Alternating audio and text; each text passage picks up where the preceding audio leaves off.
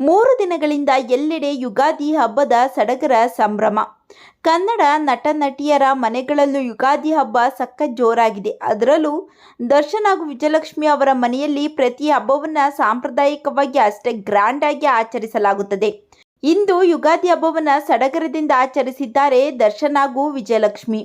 ಇನ್ನು ಹಬ್ಬದ ದಿನವೇ ವಿಜಯಲಕ್ಷ್ಮಿ ಅವರು ಗುಡ್ ನ್ಯೂಸ್ ಒಂದನ್ನು ಹಂಚಿಕೊಂಡಿದ್ದಾರೆ. ಈ ವಿಷಯ ಕೇಳಿ ಪತಿ ದರ್ಶನ್ ಸಹ ಖುಷಿಯಾಗಿದ್ದಾರೆ.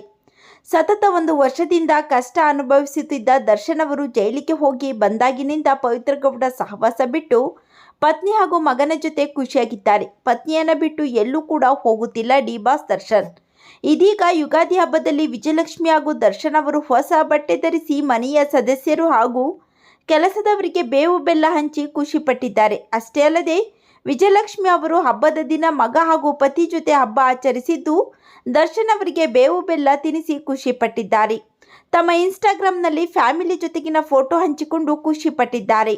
ವಿಜಯಲಕ್ಷ್ಮಿ ಅವರು ದರ್ಶನ್ ಅವರನ್ನು ಬಿಗಿಯಾಗಿ ಹಿಡಿದುಕೊಂಡಿದ್ದು ಮತ್ತೆ ಪವಿತ್ರ ಗೌಡ ಸಹವಾಸಕ್ಕೆ ಹೋಗದಂತೆ ವಾರ್ನಿಂಗ್ ಕೊಟ್ಟಿದ್ದಾರೆ. ಇನ್ನು ಪವಿತ್ರ ಗೌಡಗೆ ಟಾಂಗ್ ಕೊಡುವಂತೆ ತಮ್ಮ ಕುಟುಂಬದ ಫೋಟೋಗಳನ್ನು ಆಗಾಗ ತಮ್ಮ ಸೋಷಿಯಲ್ ಮೀಡಿಯಾದಲ್ಲಿ ಹಾಕಿ ಖುಷಿ ಪಡುತ್ತಾರೆ ವಿಜಯಲಕ್ಷ್ಮಿ. ಇನ್ನು ದರ್ಶನ್ ಅವರ ಮುಂದಿನ ಸಿನಿಮಾಗೆ ವಿಜಯಲಕ್ಷ್ಮಿ ಅವರೇ ಹಣ ಹೂಡಲಿದ್ದು ಪತಿಯ ಮುಂದಿನ ಚಿತ್ರಕ್ಕೆ ನಿರ್ಮಾಪಕಿ ಆಗಲಿದ್ದಾರಂತೆ ವಿಜಯಲಕ್ಷ್ಮಿ. ಈ ಸುದ್ದಿ ಸೋಷಿಯಲ್ ಮೀಡಿಯಾದಲ್ಲಿ ಕೇಳಿ ಬರುತ್ತಿದ್ದು, ಈ ವಿಷಯ ಕೇಳಿ ಅಭಿಮಾನಿಗಳು ಸಿಕ್ಕಾಬಟ್ಟೆ ಖುಷಿಪಟ್ಟಿದ್ದಾರೆ. ವಿಜಯಲಕ್ಷ್ಮಿ ದರ್ಶನ್ ಅವರ ಬಗ್ಗೆ ನಿಮ್ಮ ಅನಿಸಿಕೆ ಅಭಿಪ್ರಾಯಗಳನ್ನು ತಪ್ಪದೇ ಕಾಮೆಂಟ್ ಮಾಡಿ ತಿಳಿಸಿ.